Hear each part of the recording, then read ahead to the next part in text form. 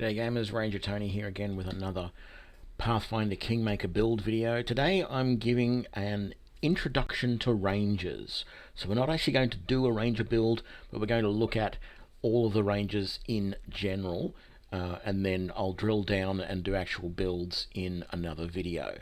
So rangers have changed a lot from the early days of gaming that I remember them as. They used to just be an archetype of fighter with some sort of druidic leanings, but they are now, thanks to R.A. Salvatore and his Dritz de Werden character, much more complicated than that.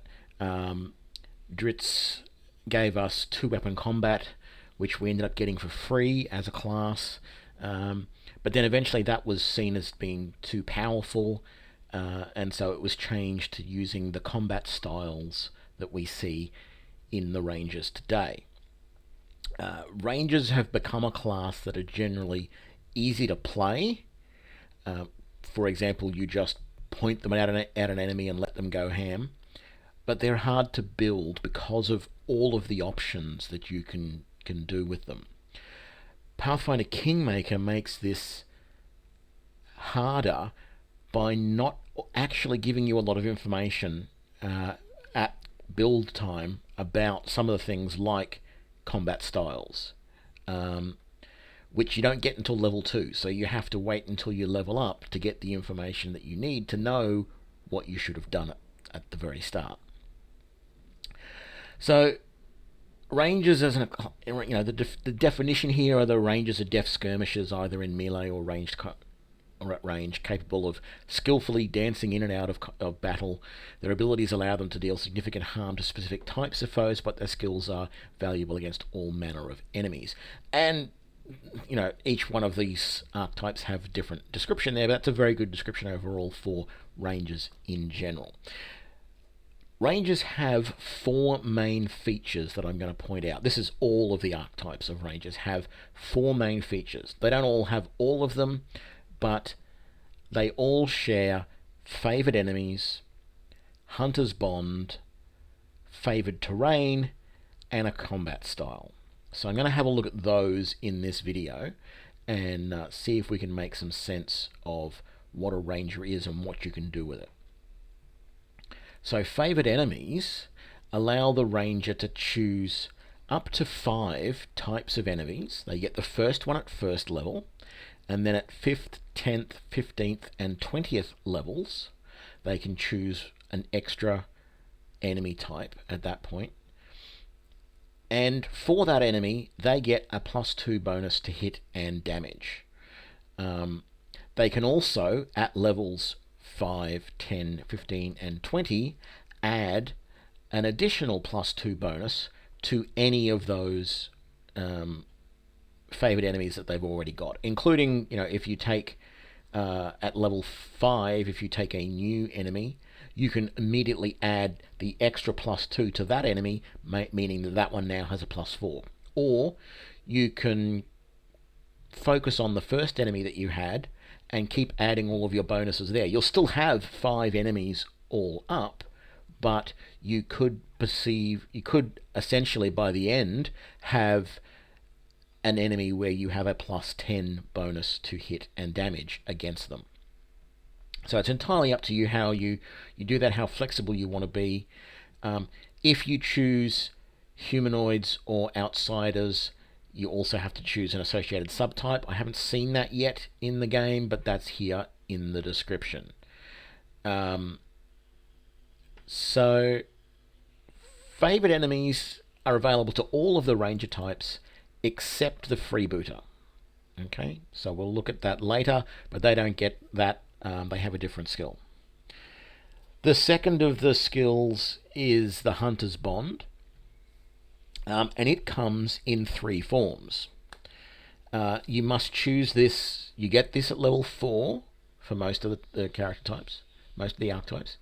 You must choose at level 4 which type of hunter's bond you're going to use.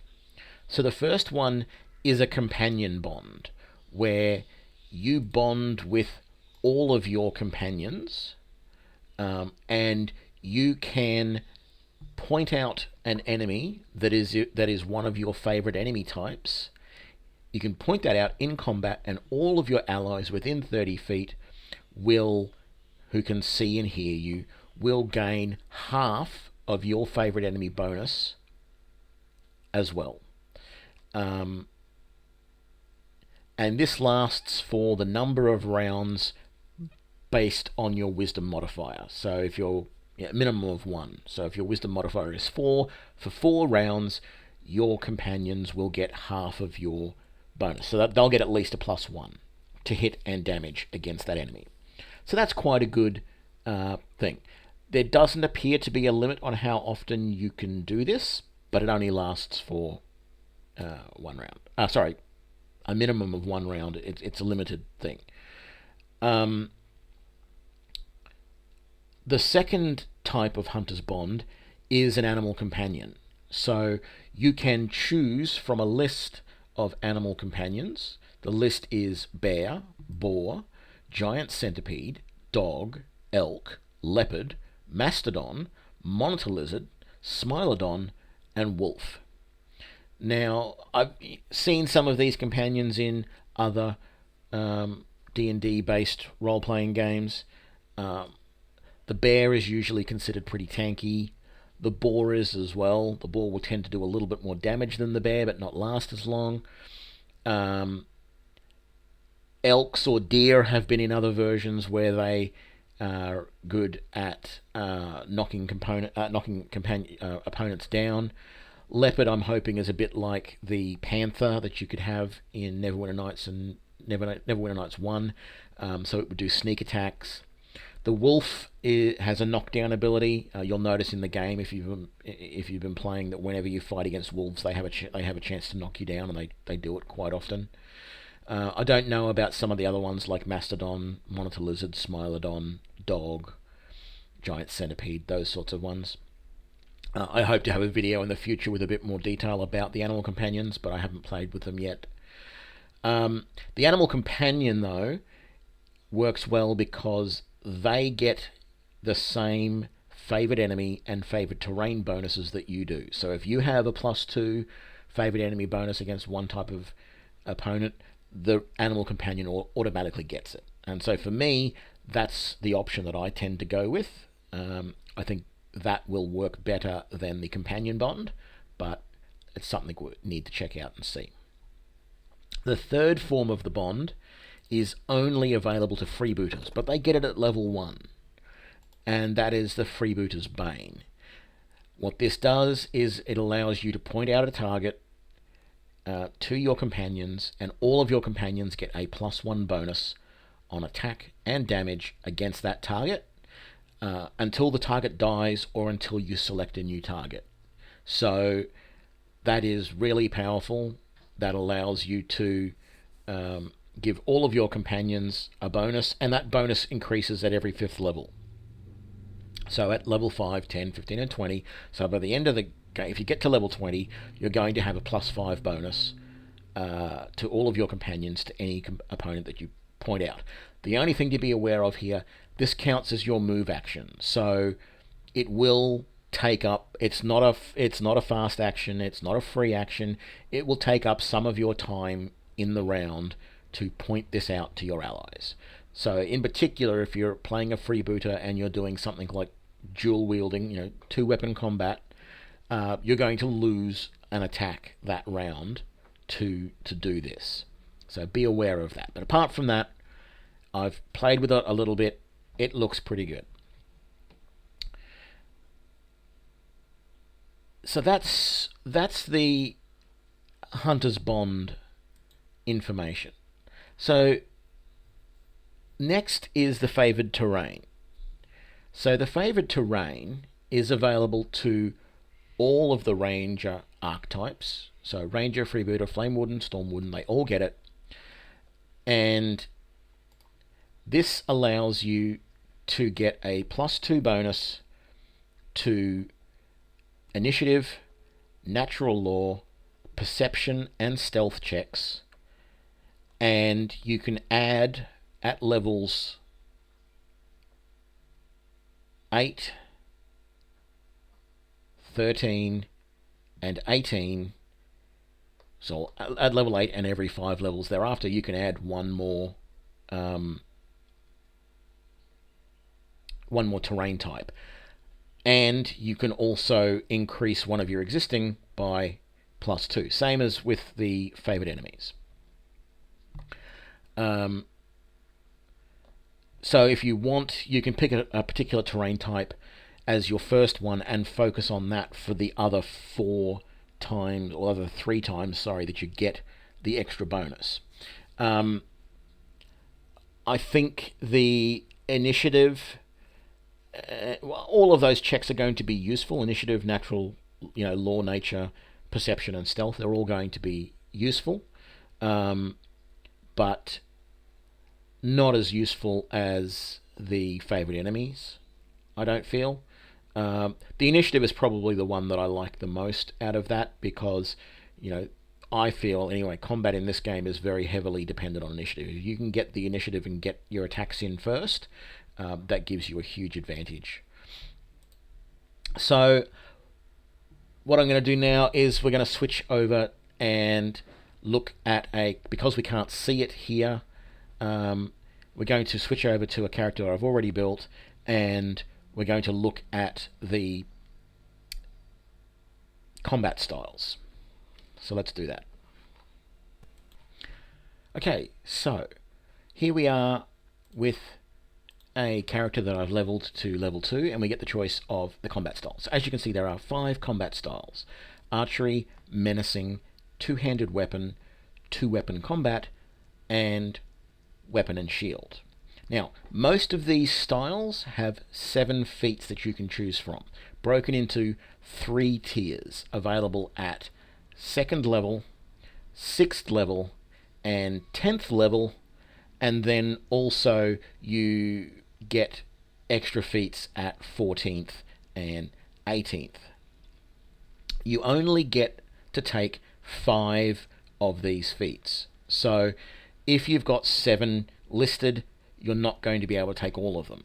Having said that, you do gain, as a martial character, feats every odd level. So I get my first feat at level 2. Most of them have 3 feats in their first tier. Okay, so if I take one of them there, I can potentially take another one at level 3, and another one at level 5, and then at level 6, I don't have anything from the first tier to take anymore. Now, you don't have to do that, of course.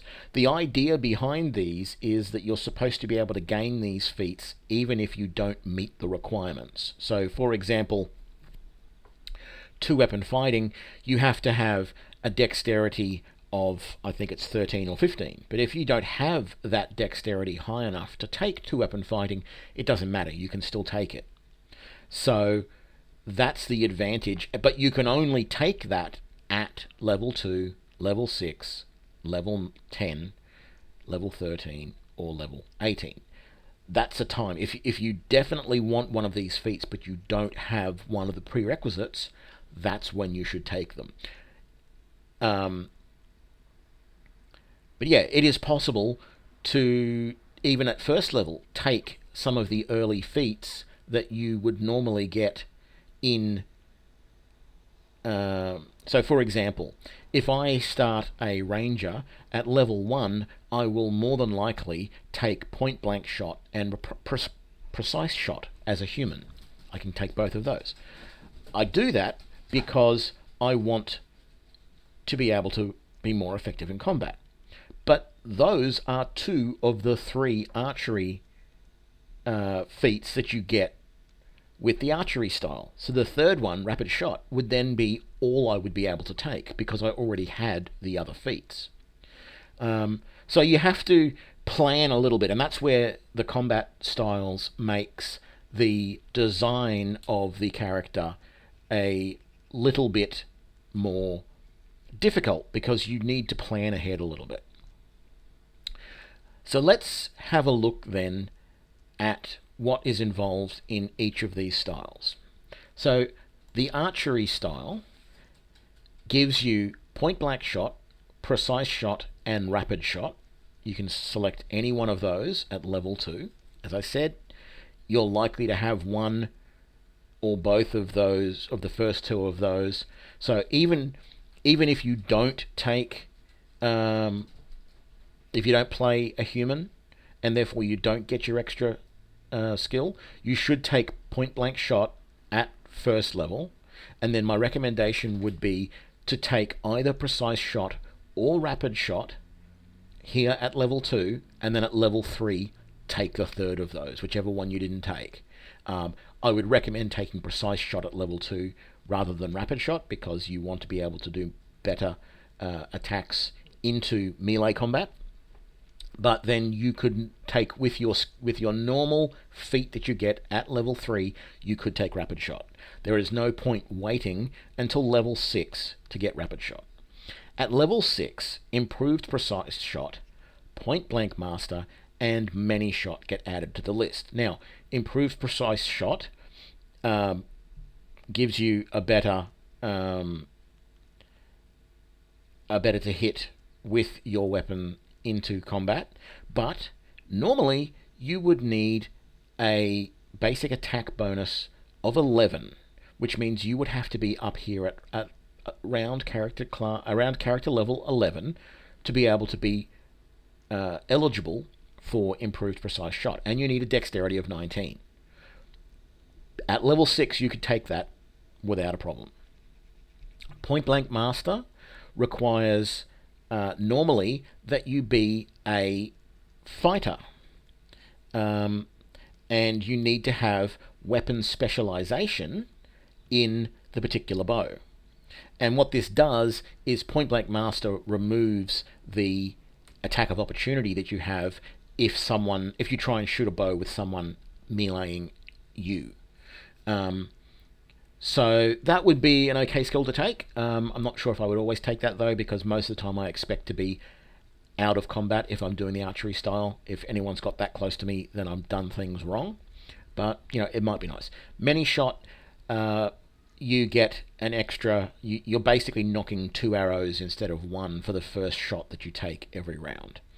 And then if the first shot hits, the second one does as well, and you just roll damage twice, is essentially what it is. So that's a nice skill to have as well.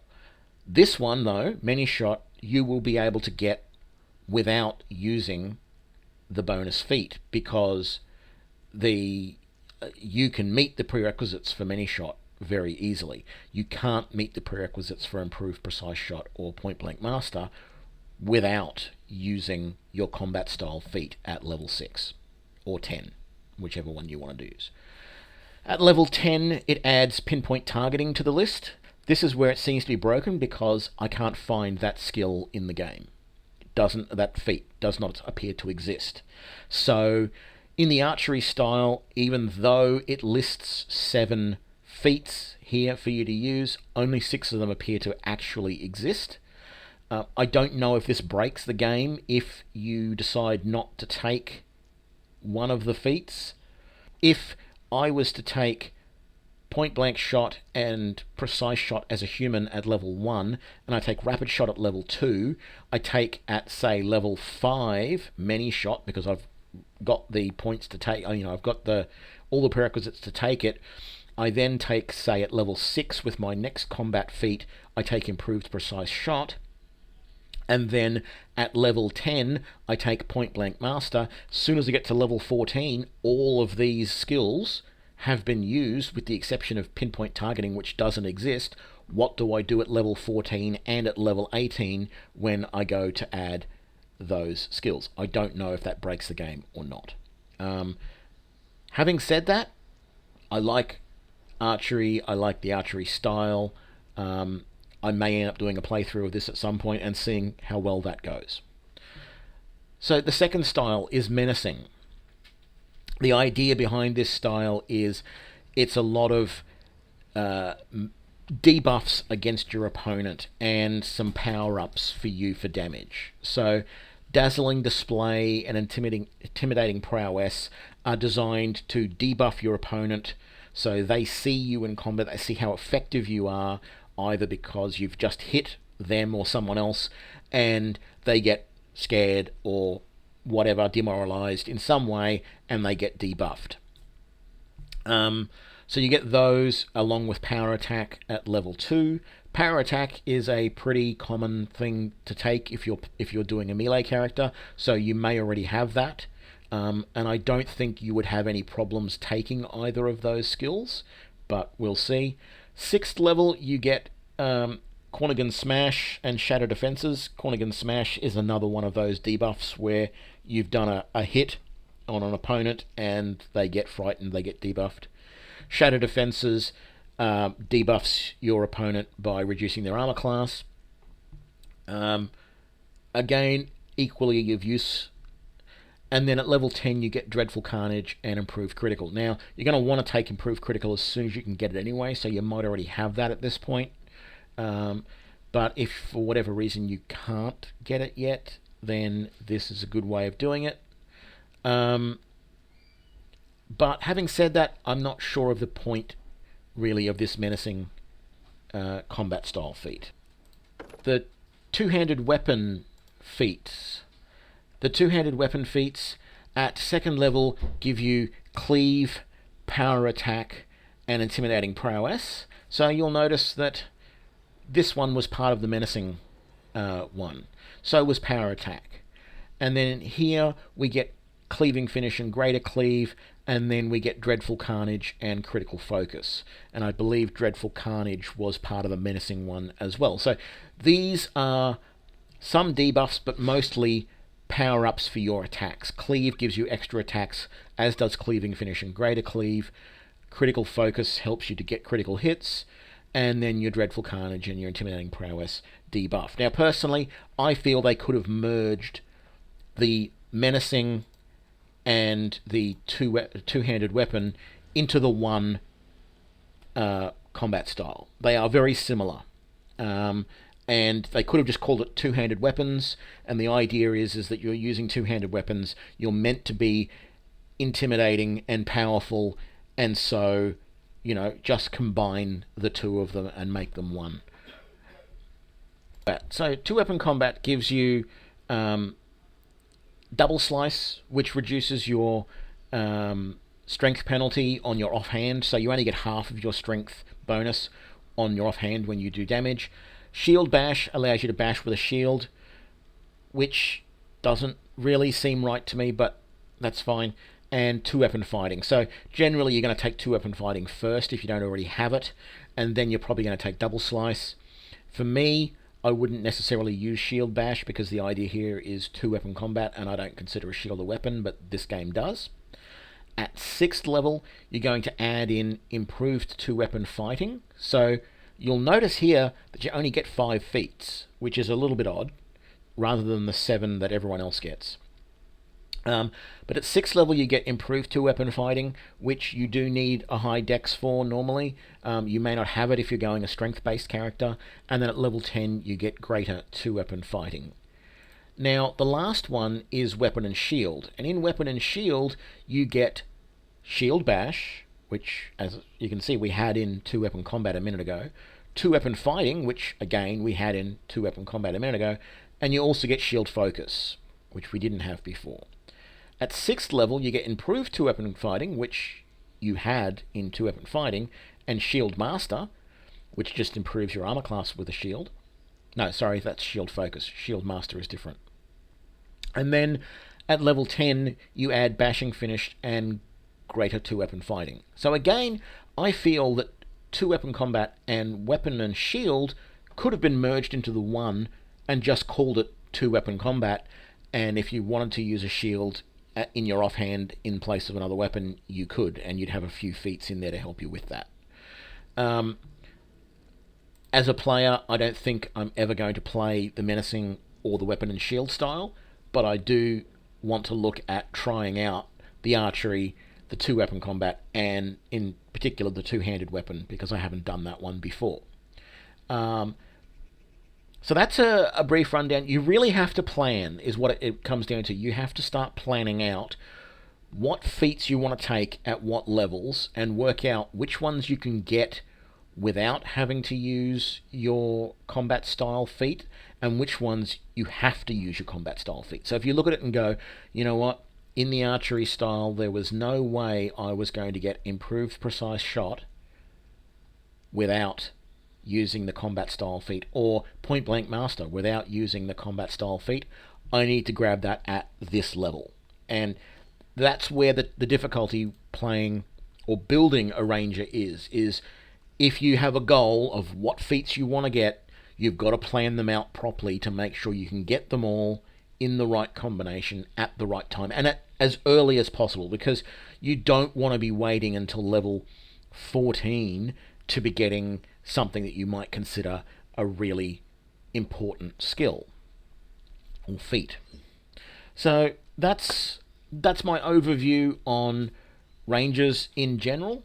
The next videos that I'm going to do, we're going to focus in on individual builds, probably a strength build and a dex build for ranger, freebooter, flame warden, and stormwalker. So thanks a lot, guys. I'll see you on the next video.